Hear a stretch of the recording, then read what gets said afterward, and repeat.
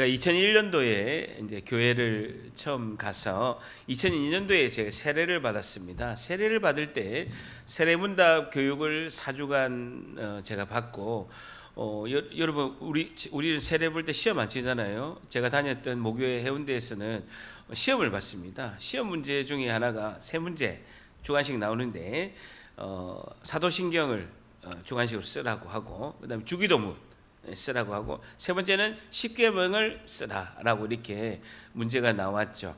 근데 뭐 이렇게 주기도문은 우리가 셀 예배나 가정 예배 때 항상 이렇게 드리니까 그건 뭐 쉽게 늘 외웠고, 그리고 주기도문 그리고 사도신경도 주일 예배 때만 하니까 쉽게 외웠는데, 십계명은 좀 헷갈리고 잘 안 외워져서 어쨌든 십계명을 이제 세례문답 시험 때 낸다고 했어요. 외워가지고 십계명을 적은 기억이 납니다. 그래서 그 기억을 한번 다시 살려가지고 제가 한번 써봤어요. 십계명, 우리가 잘 아는 십계명인데 이렇게 외웠습니다. 저를 따릅니다. 신우이안, 다시 신우이안, 부살간도, 이거이탐. 신우이안은 뭐냐면요, 첫 번째 다른 신우이안, 다른 신을 내게 두지 말라. 우는 뭡니까? 너를 위하여 새긴 우상을 만들지 마라. 이름 뭡니까? 하나님의 이름이죠. 여호와의 이름을 망령되게 부르지 마라. 안식일을 기억하여 거룩하게 지켜라. 그래, 부살간도, 부는 뭡니까? 내 부모를 공경하라. 살인을 하지 마라. 간음을 하지 마라. 도둑질. 너무 잘하시네요. 옛날에 시험 봤어요. 제가 이게 트라우마가 있어가지고 우리 세례할 때는요 시험 안 봅니다. 하나님의 은혜인 줄 믿습니다. 그리고 이거가 뭡니까? 내 이웃을 대하여 거짓 증거하지 마라. 이탐이 뭡니까? 내 이웃의 소유를 탐내지 마라. 그래서 십계명이라는 단어는요 성도뿐만 아니라 매우 대중적인 단어가 되었습니다. 여러분 혹시 그걸 아십니까? 시어머니 십계명 궁금합니까? 궁금 안 합니까? 예, 시어머니 십계명을 하겠습니다. 앞으로 향후에 시어머니 되실 육도연이 어머니, 최민 어머니 꼭 적으세요. 시어머니 십계명이 있습니다. 첫 번째, 아들은 며느리의 남자다. 그렇죠? 안 된다고요? 예, 배신을 한번 당해봐야 됩니다. 우리 이미 당했기 때문에 이 마음의 상처가 돌처럼 굳어 있습니다. 두 번째, 아들 내 집은 며느리 집이다. 세 번째, 며느리도 백년 손님이다. 네 번째, 아들 모시듯 며느리 모시자. 시어머니 십계명이에요.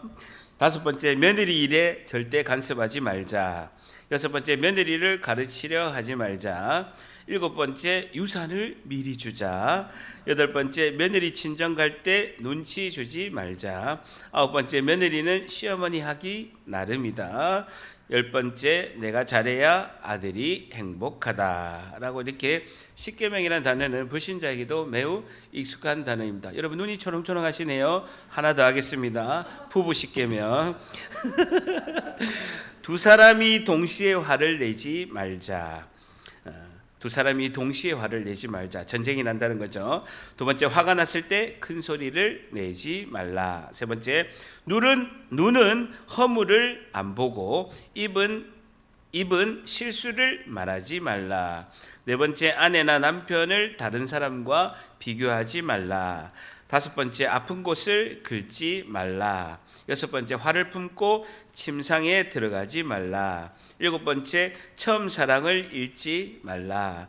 여덟 번째, 갈등이 있어도 결코 단념하지 말라. 아홉 번째, 숨기지 말고 정직하라. 열 번째, 마지막, 부부는 하나님의 섭리로 맺어짐을 믿자라고. 일반적인 이 십계명은 인생의 교훈을 정리한 내용이라고 할 수가 있을 것입니다. 우리가 의도하진 않았지만 우리가 출애굽기 강해 설교를 쭉 하고 있는데 새해가 들어서 출애굽기 20장에 오늘 십계명을 이렇게 말씀을 오늘부터 살펴봅니다. 대부분의 교회에서는 많은 비중을 두고 가르치지 않는 말씀이 십계명의 말씀입니다. 하나님께서 우리에게 세 가지 보물을 주셨는데요, 이 보물은 얼마나 귀한지 성경의 앞뒤에 있는 것이 있습니다. 성경의 앞에 맨 앞에 보면 주기도문이 있고요. 그 다음에 사도신경이 있습니다. 이것이 하나님 주신 두 가지 본문이죠. 여러분, 첫 번째 본문 사도신경은 뭡니까? 예수님의 제자인 권위가 있는 사도들의 신앙 고백이 사도신경이죠. 사도들의 신앙 고백이 사도신경이고, 두 번째 앞에 있는 주기도문은 뭡니까? 예수님께서 가르쳐 주신 기도가 주기도문이고, 너희는 기도할 때 이렇게 기도하라. 이것이 주기도문이고, 마지막에 십계명은요, 맨 뒤에 있죠. 맨 뒤에 십계명이 있습니다. 이것은 히브리어로 아세레트 하데바림이라고 해서 10마디의 말씀이란 뜻입니다. 법 중에서도 헌법과도 같은 말씀이 십계명의 말씀이죠. 십계명은 한마디로 하나님의 약속의 말씀의 사용 설명서라고 할 수가 있습니다. 우리 전자제품을 사면 사용 설명을 읽어서 그 고장나지 않게 하는 것처럼 하나님의 약속의 말씀의 사용 설명서가 십계명이다라는 것입니다. 그래서 십계명은 구원의 조건으로 우리에게 주어진 것은 아닙니다.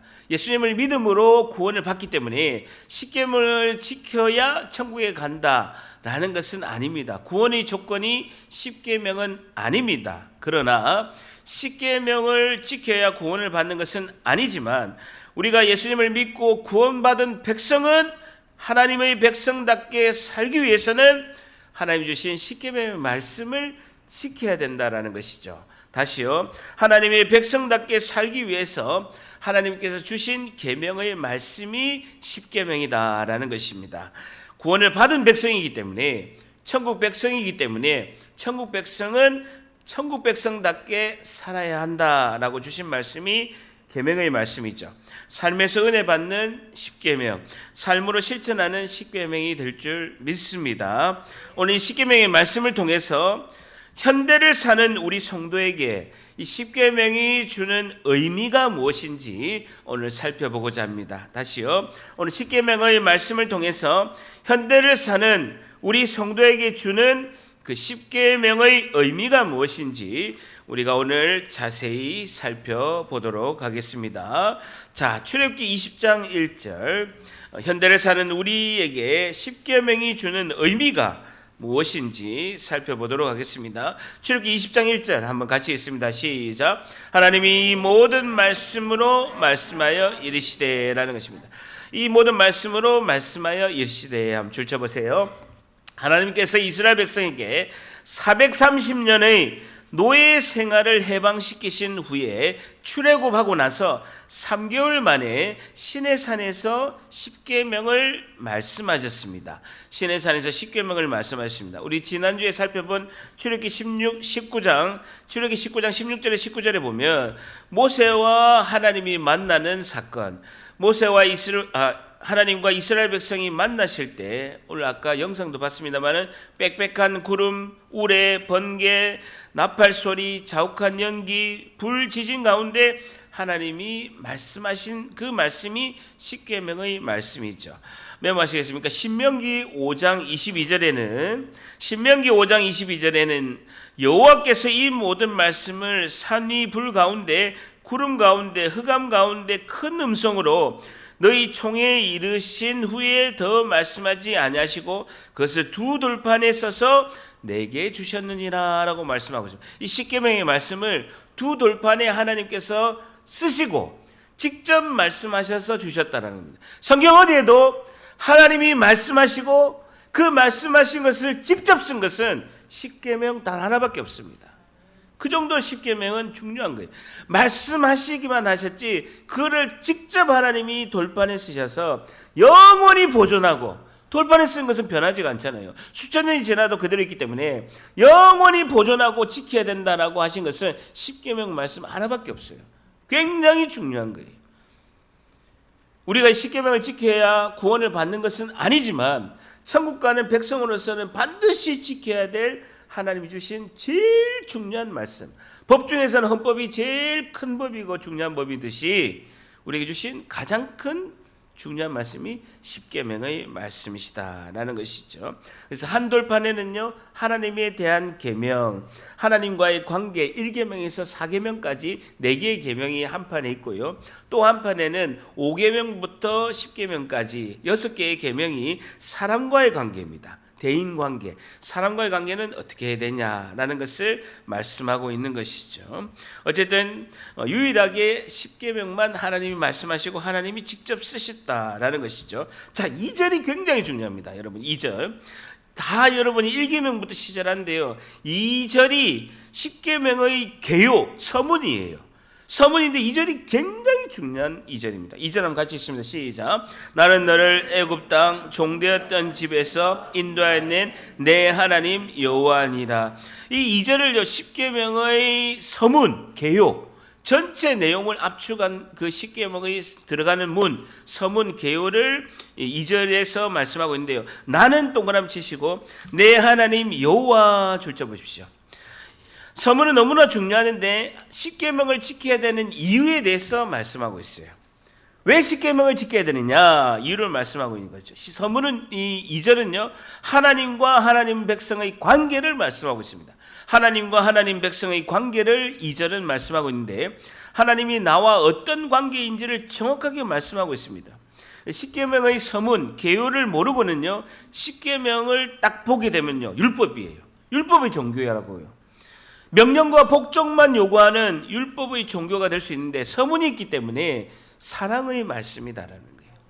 굉장히 중요한데요. 우리가 서문이 없이 1계명부터 있게 되면요 율법 종교가 돼요. 10계명이 기독교는 율법 종교가 되고 명령과 복종만 되는 종교가 되는데 서문이 있기 때문에 우리가 이 사랑의 말씀이 10가지다라고 할 수가 있죠.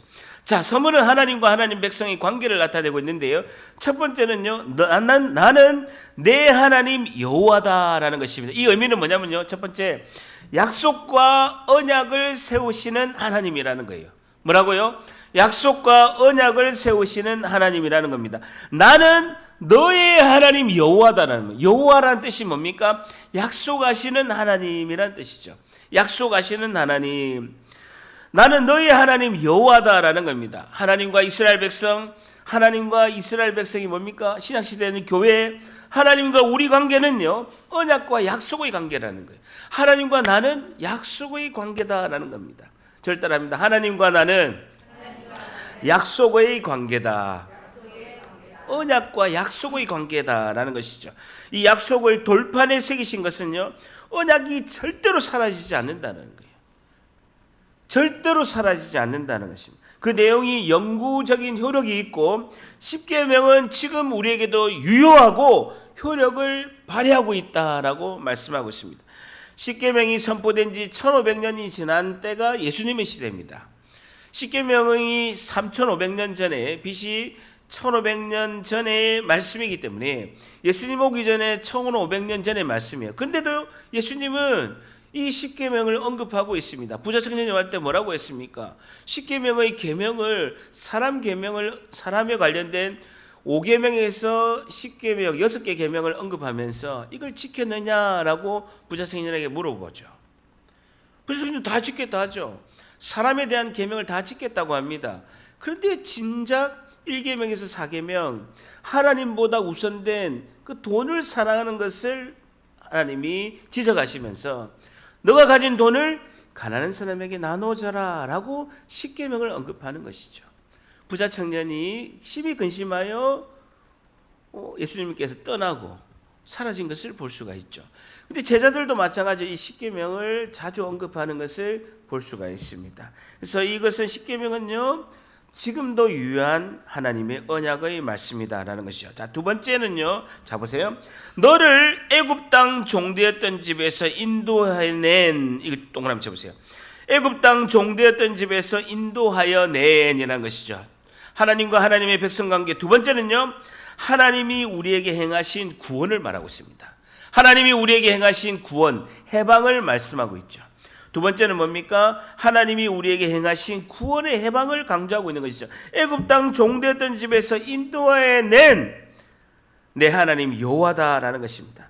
하나님은 하나님의 백성을 애굽의 종, 노예 생활에서 해방해서 구원시키셨음을 강조하는 거예요. 하나님과 하나님의 백성의 관계 두 번째, 나는 너희들을 구원했다라는 거예요. 첫 번째는 뭡니까? 나는 너희와 약속을 하던 하나님이다. 언약을 하는 하나님이고, 두 번째는 뭡니까? 나는 너희를 구원한 것을 잊어버리면 안 된다는 거예요. 나는 너희를 해방시켰던 것을 잊어버리면 안 된다라는 것입니다. 그렇기 때문에 이 10가지 계명을 준다라고 말씀하신 겁니다. 여러분, 구원은 뭡니까? 이스라엘의 노력과 업적이나 자기들이 최선을 다해서 얻는 것이 아닙니다. 하나님이 거저주시는 전적인 하나님의 은혜이심을 우리가 알고 있습니다. 우리의 상황이 어떠함에도 불구하고 베푸신 것이 하나님의 구원의 은혜인 줄 믿습니다. 우리에게 아무런 공로가 없는 거예요.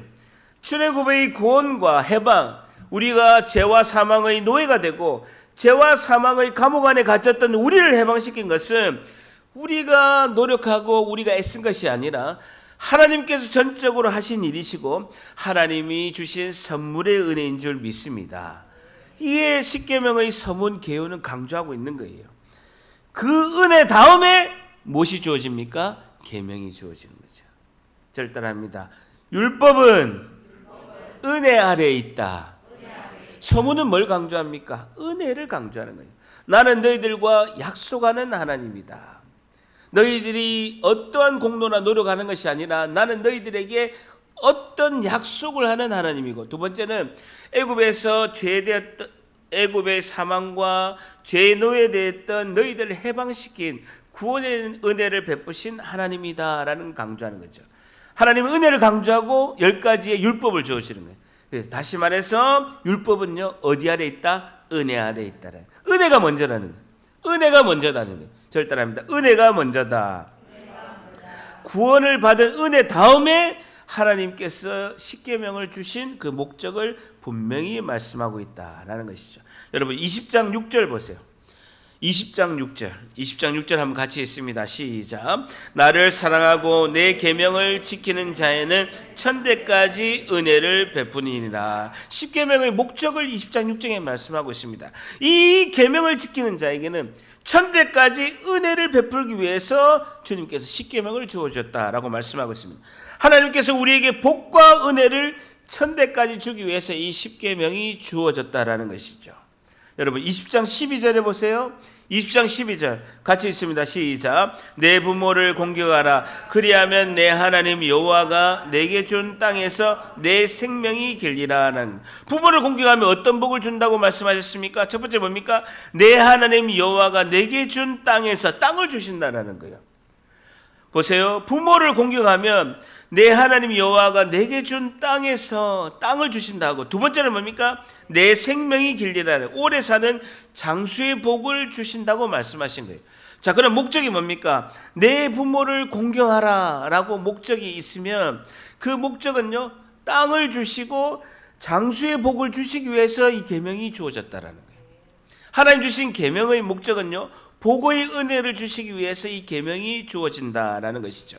사랑하는 성도 여러분, 한 분도 예외 없이 오늘부터 이 십계명의 말씀이 주어진 이 말씀이 우리 모두에게 해당되는 말씀으로 받고 믿으시기를 바랍니다.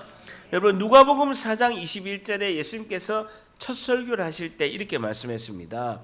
이사야서 61장 1절의 말씀을 하시면서 700년 전의 말씀을 예수님이 끌고 오시는 거예요.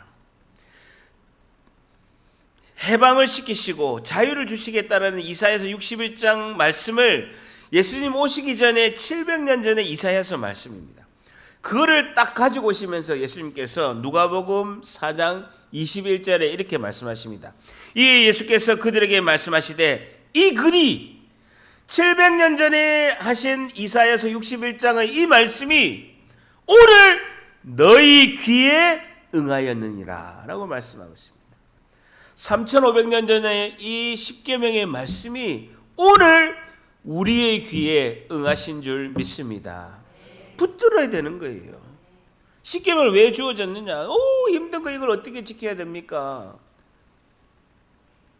그것이 아니라 하나님께서 복을 주시기 위해서 그 복을 주시는 길을 열어주신 것이 십계명이다라는 것이죠. 우리 모두가 이 십계명의 말씀을 지켜서 하나님 주시는 복을 받아서 누리시기를 간절히 축복합니다. 자, 십계명의 말씀을 통해서 오늘 우리에게 주시는 의미는 첫 번째, 하나님은 십계명의 말씀을 통하여 현대를 사는 우리 성도에게 주는 의미, 첫 번째는요, 하나님은 은혜의 선물로, 하나님은 은혜의 선물로 우리를 구원하시고 복을 주실 약속을 하십니다라는 것이죠. 복을 주실 약속을 하십니다. 하나님은 은혜의 선물로 우리를 구원하시고 복을 주실 약속을 하십니다라는 것입니다. 우리가 2절에 있는 서문과 그리고 20장 6절의 말씀, 그리고 20장 12절 말씀을 통해서 하나님은 은혜의 선물로 우리를 구원하시고 복을 주실 약속을 하십니다라는 것입니다. 십계명은 모든 말씀의 헌법과 같습니다. 십계명은 하나님께서 직접 말씀하시고 직접 영구 보존하시는 돌판에다가 하나님께서 직접 새기시고 이 구원의 은혜의 말씀은 반드시 지켜야 된다라고 주님은 간절히 강력하게 말씀하고 있는 것입니다. 여러분, 하나님의 말씀을 무시하는 것은요, 하나님을 무시하는 것입니다. 여러분, 대화를 하다가 그 상대방의 말을요 무시하면요, 그 사람을 무시하는 것과 똑같습니다. 십계명을 무시하면 파멸의 절벽으로 떨어지게 되는 것입니다. 십계명을 무시하면 개인과 가정과 사회가 부패하게 되고 인간의 사회 시스템이 작동하는 것이 엉망으로 되게 됩니다. 십계명을 무시하면요, 복을 받을 수가 없습니다. 여러분, 제가 4년 전쯤에 우리 성도들하고 함께 봄소풍, 가을소풍을 가려고 장소를 이제 답사를 하려고 전남 신안군 증도에 갔습니다. 굉장히 멀더라고요. 한 5시간 동안 차를 몰고 가서 증도를 이렇게 쭉 돌아봤습니다. 우리가 잘 알듯이 일제 강점기 때 일제가 우리나라를 지배한 그 시기에 증도에 한 사람이 시집을 가서 이제 갔던 문중경 전도사님 그 한 분을 통해서 그 한 분이 고무신을 다 다룰 정도로 일제시대 때 복음을 전한 거예요. 근데 그 한 분으로 인해서 그 섬 전체가, 정도라는 섬 전체가 95%가 예수님을 믿은 거예요. 예수님을 믿고 가보니까 작은 마을마다 지금도 95%의 사람들이 여러분, 섬 전체가 흡연율이 제로예요. 담배를 피우는 사람이 하나도 없어요. 정도 가보니까요, 길거리에 쓰레기가 하나도 없어요. 담배꽁초도 하나도 없어요. 그리고 유흥시설이 하나도 없습니다. 근데 그 문중영이라는 전도사님이 오시기 전에는요, 가장 못 사는 섬이었어요. 대한민국에서 육지에서 제일 최남단에 있고요, 제주도를 빼고 제일 최남단에 있고 아주 작고 가장 못 사는 섬이 증도였습니다. 근데 지금 가보니까요, 복음화율이 95%, 곳곳마다 교회가 있고 그리고 유흥시설이 없고 가면 자체가 힐링이 되고 그 석양이 지는, 노을이 지는 그 저녁에 이게 보는데 너무 하나님의 은혜가 가만히 있기만 해도 충만한 거예요. 누구나 그곳에 가면 하나님의 거룩한 신 기운을 다 이제 경험하게 되는 곳입니다. 그래서 하나님께서 95%가 되는 예수님 믿는 그 섬에 복을 주셔가지고요, 세계에서 가장 우수하고 가장 품질이 좋은 소금이, 세계 최고의 소금이 그 생산하고 있는 거예요. 일본에서 소금에 미친 그 사람이 프랑스 부대가 다 돌아다녀서 프랑스 소금이 최고라고 했는데 증도 소금을 보고 증도에서 생산하는 그 신안에 있는 소금이 최고라고 할 정도로 최고의 소금입니다. 여러분, 한 봉지에 소금이 제가 그때 4년 전에 25,000원 했거든요. 지금 3만 원이 넘습니다. 요만한 봉지 하나에 3만 원이 넘는다고요. 그래서 제가 가서 이렇게 소금하는 염전하는 것을 보고 이렇게 해서 그분이 묻더라고요. 어디서 오셨습니까? 그래서 포항에서 왔는데 누구십니까? 그러니까 포항 교회를 섬기는 담임 목사입니다. 아이고, 목사님이세요 하면서 저를 부르더니만 그 3만 원짜리 소금 봉투를요 25개나 주는 거예요. 공짜로 3만 원짜리 25. 그때 다 나눠줬어요. 여러분, 그때 못 받으면 여러분 없었던 거예요. 제가 목사가 다 그걸 저는 2봉지 먹었어요. 어쩌겠습니까? 제가 2봉지 먹고 23봉지는 다 나눠줬어요. 그때 못 받은 분은요 없었던 거예요. 한 번 더 갔다 오기를 제가 소망합니다. 어쨌든 그분들이 그 섬, 큰 섬 빼고, 제주도 같은 큰 섬 빼고 작은 섬 중에서는 대한민국에서 소득이 1등이에요. 소금 때문에 소득이 1등이라고요. 대한민국에서는 제일 부자의 섬이 된 거예요. 예수님을 믿고 부자가 된 것입니다.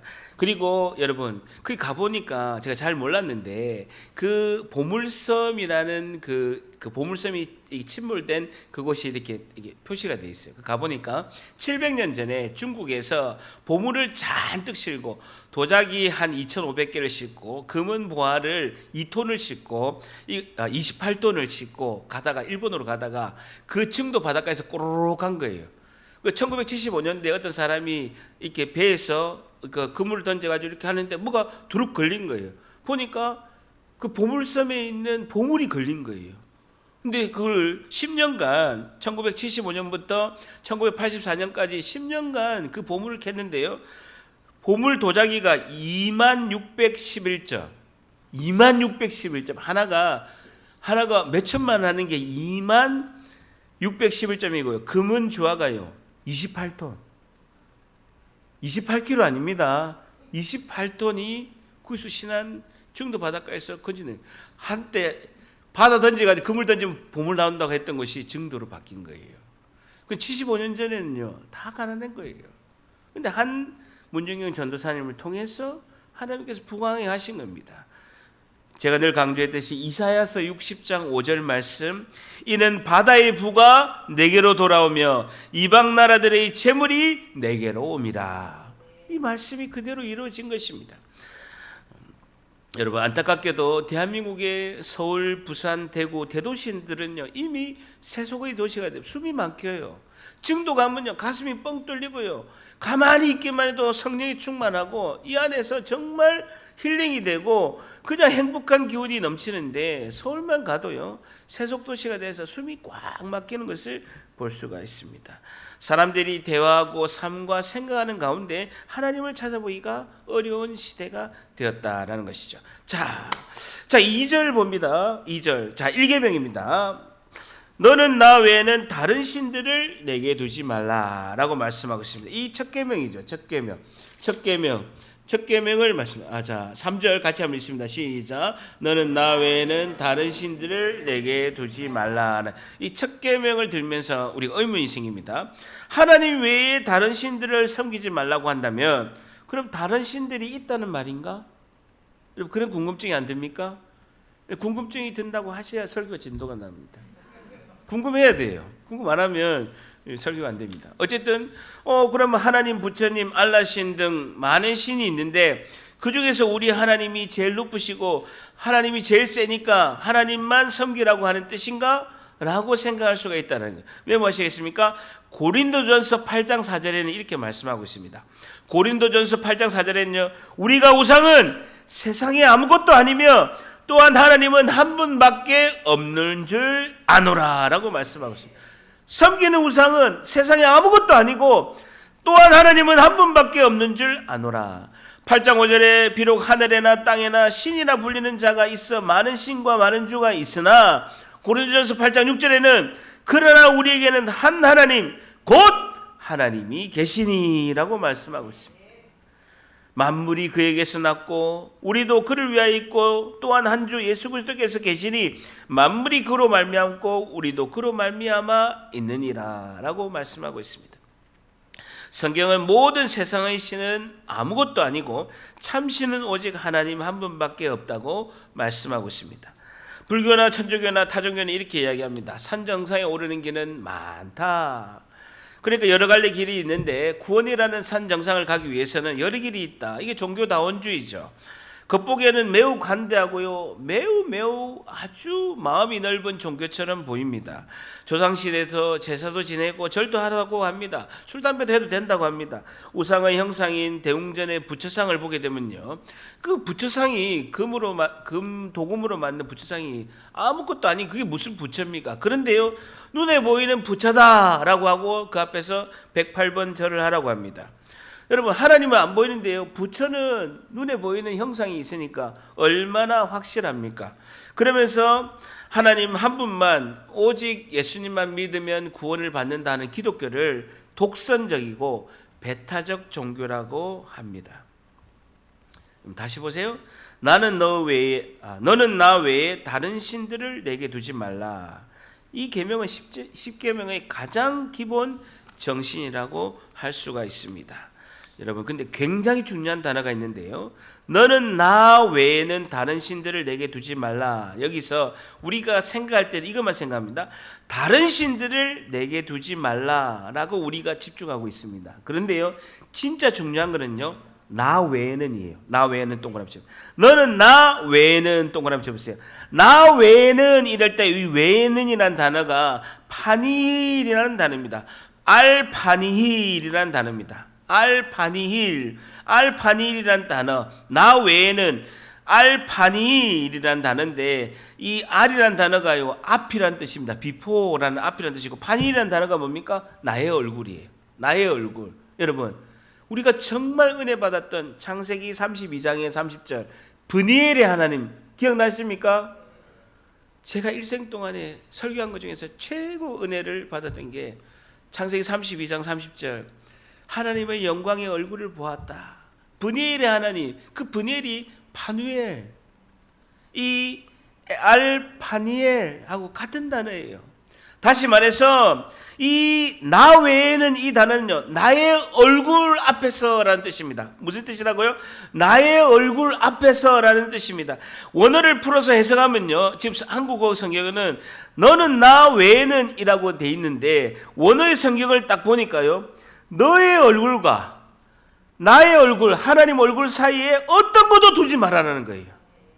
다시요, 이 나 외에는이라는 단어가 나의 얼굴 앞에라는 뜻, 알파니엘이라는 뜻이라는 거예요. 그러니까 하나님 얼굴 앞에, 그리고 우리 얼굴 앞에 어느 것도 두지 말라는 거예요. 하나님 얼굴, 내 얼굴 사이에 아무것도 두지 말라는 거예요.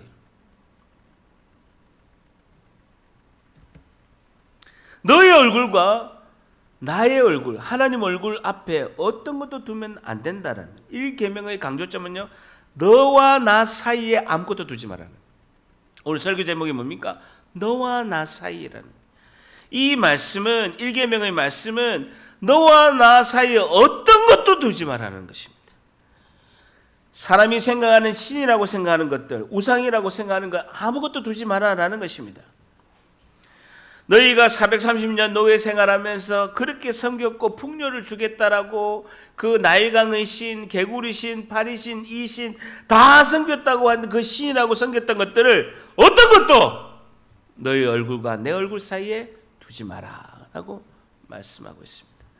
10계명을 통하여 우리에게 성도에게 주신 의미 두 번째, 하나님은 우리와 하나님 사이에, 하나님은 우리와 하나님 사이에 어떤 것도 없는 것을 원하십니다.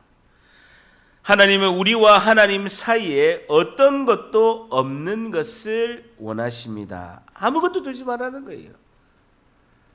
우리와 하나님 사이에, 우리 얼굴과 하나님 얼굴 사이에 아무것도 두지 마라라고 하나님 말씀합니다. 우리와 하나님 사이에 어떤 것도 없는 것을 원하십니다 라는 것입니다.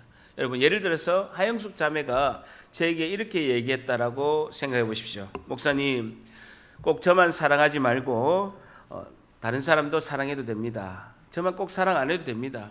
아내가 저한테 이렇게 이야기하는 거죠. 목사님, 이제는 저만 사랑하지 않고 다른 여자와 사랑하고 다른 여자도 한번 사귀어 보세요. 다른 여자도 괜찮을 겁니다 라고 이야기를 했다고 합니다. 그러면 제가 속으로 뭐랍니까? 아싸! 라고는 안 할 겁니다. 설마 제가 아싸 하겠습니까? 담임 목사가요. 근데 이런 생각이 들 거예요.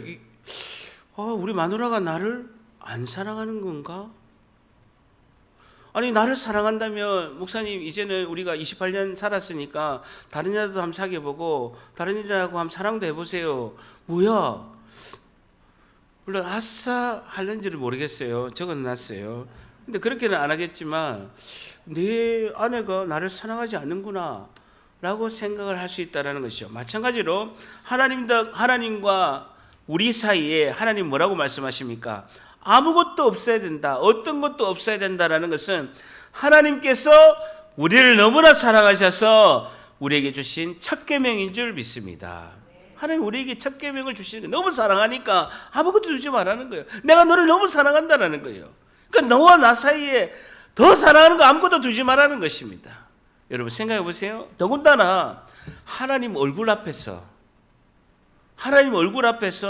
하나님보다 더 사랑한다는 것은 여러분 사랑하는 아내의 얼굴 앞에서 바람피는 것과 똑같습니다. 생각해 보세요. 사랑하는 아내 앞에서 몰래 바람피는 것도 아니고 하나님 얼굴 앞에서 하나님보다 더 사랑하는 것이 있다면 사랑하는 아내 앞에서 숨어서가 아니고 사랑하는 아내 앞에서 바람피는 것과 똑같다는 거예요. 그건 뭡니까? 관계를 깨자는 거예요. 관계를 깨자는 것과 똑같다는 거예요. 관계를 하나님 내가 깨겠습니다. 하나님과 하나님 얼굴 사이에 하나님 얼굴과 내 얼굴 사이에 무엇을 둔다라는 것을 내가 하나님과 관계를 깨겠습니다. 더 이상 하나님 don't touch me. 나는 내대로 my way를 가겠습니다. 관계를 깨겠습니다. 어떤 경우에도 내 인생에 개입하지 마세요 라는 것과 똑같다는 것이죠. 여러분 지금 우리가 하나님과 우리 사이에 하나님 얼굴과 우리 얼굴 사이에 어떤 것들이 있습니까? 우리가 살고 있는 21세기 세상은 이렇게 이야기하고 있습니다. 21세기의 주인은 경제가 주인이 되는 시대라고 모든 사람들이 언론에서 이야기하고 있습니다. 21세기 시대는 경제가 주인이 되는 시대라고 말씀하고 있습니다. 경제가 세계 질서를 움직이는 거예요. 여러분 어제까지 적이었다가 경제를 위해서는 우방이 되는 거예요. 그리고 어제까지 이웃 나라였다가요 경제를 위해서는 원수가 되기도 하는 것이 지금 21세기의 시대라는 거예요. 그것만 있습니까? 돈 때문에 형제, 부모 간에 자식 간에 원수가 되는 경우가 너무나 많이 있습니다. 여러분 남자들은요 이렇게 접히는 지갑을 들고 다닙니다. 여러분 접히는 지갑 들고 다니잖아요. 그 접히는 지갑에다가 10,000원짜리 50장을 딱 넣어보세요. 안 접혀요. 그러면 호주머니에 안 들어가요. 양복 안에다 딱 넣어요. 근데요 든든해요. 든든하다고요. 세상을 다 가진 것 같아요. 그리고 가슴에 한번 쫙 품어보세요. 그러면서 이렇게 고백합니다. 10,000원짜리가 5만원짜리가 될지어다. 돈이 그렇게 무서운 거예요. 예수님이 그래 가십니다. 하나님이냐 돈이냐. 하나님과 견줄 것 딱 하나다. 돈. 이 둘 중에 선택하라. 부자 간원한테 이야기한 거잖아요. 영생의 생명을 줄 테니까 너희 재산을 가난한 자에게 나눠줘라. 삭개오는 어떻게 했습니까? 내 절반을 재산을 나누겠습니다. 내가 도둑질한 것이 있으면 4배를 갚겠다라고 한 거예요. 예수님 시키지도 않았습니다. 여러분 대한민국에서 가장 큰 일대 종교가 뭔지 압니까? 대한민국에서 가장 큰 일대 종교, 여러분 불교가 있을 것이고 천주교가 있고요 기독교가 있습니다. 대한민국 최고의 일대 종교가 뭐겠습니까? 자, 손 들어보세요. 손 들지 마시고 발가락으로 답하세요. 1번 불교, 2번 천주교, 3번 기독교. 자, 첫 번째 발가락 불교, 두 번째 발가락. 대한민국 최고의 종교는요 대학교입니다. 대학교요. 19년 동안 애 태어나서 19년 동안 그놈의 대학교 하나 보내려고 온갖 노력, 정성, 시간 다 보내는 거. 한국말도 깨우치기 전에 영어 배워주고, 예, 남들 유치원 가면 고급 유치원 보내고, 남들 영어 배우면 영어 배우고요. 그 대학 하나 보내려고요. 온 정성을 다 쏟습니다. 제가 서울 살 때요, 집에서 가정 예배를 드렸는데 우리가 좀 찬양을 좀 크게 부르거든요. 막 찬양을 크게 불렀는데 밑에 집에서 당장 올라온 거예요. 뭐라고 하는지 압니까? 아저씨, 우리 집에 고3 있어요. 좀 조용히 좀 하세요. 그 고3 한 명으로요 온 세계가 고요해졌어요. 고3이 왕이. 여러분 학생들은요 BTS, 저도 잘 모르는데 트와이스 오늘 안 왔네. 트와이스 왔어요? 트와이스. 예, 트와이스. 그걸 뭐라고 합니까? 아이돌이라고 합니다. IDOL. 아이돌이요. 한국말이 아니고 영어입니다. IDOL. 그게 뭡니까? 우상이에요. 아이돌. 영어로 IDOL, 우상이라는 것입니다. 여러분 우리와 하나님 사이에 다른 신, 우상은요 여러분, 우리가 지금 이 시대에 나무를 이렇게 조각해가지고 집에 세우고, 그 옛날처럼 그 할머니 때처럼요, 그 쌀에다가 그 향로 피워가지고 주방에 올려놓고 향 피우고 비나이트 비나하는 사람 아무도 없어요. 지금 우리에게 우상과 다른 신이라는 것은 자신의 능력, 그리고 학식, 권세, 명예, 재물, 외모, 자녀 모두가 우상입니다. 오늘 우리가 청소년 예배를 오늘 목양식 처음 드렸어요, 둘이. 여러분, 놀랍게도요, 저는 그렇게 정하지 않은데 오늘 첫 그 청소년 예배의 주제가 뭔지 압니까? 우상을 섬기지 말아요. 깜짝 놀랐어요. 그래서 제가 이야기했습니다. 목사님이 1절만 하고 너희들 같이 오늘 우리 주일 낮 예배 드려서 나머지 또 들으라 라고 할 정도로 하나님이 우리 교회에 하시는 이 말씀이 있으면 십계명의 이 설교가요, 굉장히 딱딱하고 드라이한데도 하나님이 우리에게 우리가 의도하지 않았지만 출애굽기 20장이 딱 강의 설교가 딱 시기가 돼서 십계명을 우리에게 주신 이유는 새로운 시대에 2023년 비전이 뭡니까? 복음의 능력으로 우리가 살려면 하나님 얼굴과 우리 얼굴 가운데 아무것도 두지 마라. 이 말씀이 우리를 승리하게 할 줄 믿습니다. 여러분, 일제시대 때 1계명을 지킨 선조들이 있습니다. 여러분, 대한민국의 그 130년의 기독교 역사 중에서 가장 위대한 믿음의 선조 2명을 꼽을 수가 있습니다.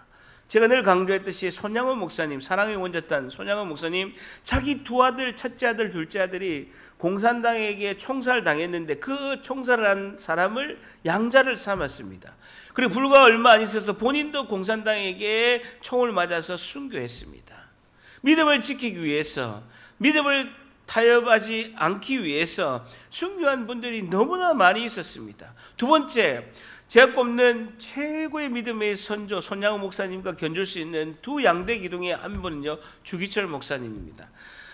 부산에 100년이 넘은 초량교회라는 곳이 있습니다. 주기철 목사님 끝까지 신사참배 안 하려다가 고문에 고문을 당하고 해방 전에 주기철 목사님께서 순교를 당하신 거예요. 근데 그 순교를 당하는 거 가족들이 아무도 못 본 거예요. 근데 막내 아들 주광조 장로님이, 막내 아들이 그냥 가다가 면회를 하게 됐는데 아버지 마지막 모습을 신사참배 안 하고 우상숭배 안 하기 위해서 끝까지 믿음을 지킨 그 아버지 주기철 목사님의 마지막을 본 사람은 유일하게 주광조 장로님 그 한 분 막내 아들만 본 거예요. 그분이 간증하는 걸 제가 초량교에서 직접 들었습니다. 그분이 이렇게 이야기했습니다. 여러분들이 그렇게 생각하는 위대한 믿음의 선조, 우리 아버지 주기철 목사님이 마지막 순교할 때 나에게 유언을 주셨습니다. 마지막 하신 아버지의 말씀을 내가 절대로 잊혀지지 않습니다. 그 아버지가 나에게 하신 마지막 말씀은, 아들아, 따뜻한 숭늉 한 그릇 먹고 싶다 하고 돌아가신 거예요. 여러분, 주기철 목사님이라고 우리와 똑같은 연약한 인간입니다. 우리와 똑같은 연약한 인간이라고요. 배가 고프면요, 배가 고프고, 고문을 하면요, 아프고요. 겨울이 되면요, 숭늉 한 그릇 먹고 싶은 것이 소원입니다. 똑같다고요. 그런 연약한 존재이고 우리와 똑같은 핍박과 압박에서는요, 아픈 사람인 거예요. 근데 그분이, 위대한 순교자가 마지막 모진 고문을 이기지 못해서 순교하실 때 직전에 하신 말씀이요, 아들아, 따뜻한 숭늉 한 그릇 먹고 싶다 하고 마지막 주님의 영광스러운 품 안에 들어간 것입니다. 여러분, 위대한 사람이 십계명을 지키는 것이 아닙니다. 똑같아요. 여러분, 여기 서 있는 담임 목사도 여러분도 다 똑같습니다. 똑같이 고통하고, 우리 예수님도 참 사람으로 오시고 참 하나님으로 오셨기 때문에 배고프면 배고프시고 피곤하면 피곤하시고요, 지치면 지치고 똑같은 분이셨습니다. 그럼에도 불구하고 우리가 믿음으로 주님이 주신 이 십계명의 말씀, 첫 계명의 말씀, 하나님과 나 사이에 어떤 것도 두지 않은 것은 오직 성령 하나님의 역사인 줄 믿습니다. 하나님이 함께 하셔야 되는 거예요. 우리 인간이 무슨 힘이 있습니까? 순교자도 마지막에 하는 말이 쑥류 한 그릇 먹고 싶다는 것이 순교자의 고백 아니겠습니까? 우리의 믿음 붙들고 이번 한 주도 승리하고 어떠한 일이 있더라도 우리 일생에 하나님과 나 사이에 아무것도 두지 않은 여러분들이 되시기를 간절히 축복합니다.